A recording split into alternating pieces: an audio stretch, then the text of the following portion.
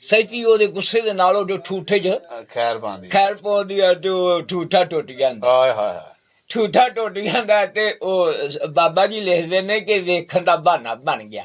ਜੇ ਗੌਰ ਨਾ ਕਰੋ ਵੇਖੋ ਇਹ ਤਿੰਨਾਂ ਪਾਸੇ ਵੇਖਣ ਦੇ ਵਿੱਚ ਕੀ ਕਰਨਾ ਪੈਂਦਾ ਹੈ। ਬਿਲਕੁਲ ਹੈਂ ਹੁਣ ਉਹ ਜਿਹੜੇ ਠੂਠਾ ਟੁੱਟ ਜਾਂਦਾ ਤੇ ਸਰਕਾਰ ਕੀ ਲਿਖਦੇ ਨੇ ਕਿ ਬਹਿਣ ਦਾ ਉਹਦਾ ਕੰਮ ਵੇਖਣ ਦਾ ਕਿਵੇਂ ਬਣਿਆ।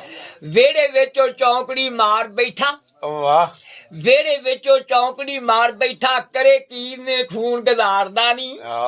ਹੈਂ ਜੋੜੇ ਠੀਕਰੀ ਨਾਲ ਲਾਵੇ ਹਾਈ ਕੱਢਦਾ ਰੋ ਪਕਾਰਦਾ ਨਹੀਂ ਉੱਚੀ ਉੱਚੀ ਜਿਵੇਂ ਕਿਸੇ ਬਾਲ ਦਾ ਨੁਕਸਾਨ ਹੋ ਜਾਂਦਾ। ਮੈਨੂੰ ਹੀਰ ਵੇਖੇ ਬਾਹਰ ਨਿਕਲ ਕੇ ਹੈਂ ਹਾਈ ਕੱਢਦਾ ਰੋ ਪਕਾਰਦਾ ਨਹੀਂ ਖੌਫ ਕੀਤਾ ਠੂਠਾ ਭੰਨਣੇ ਦਾ।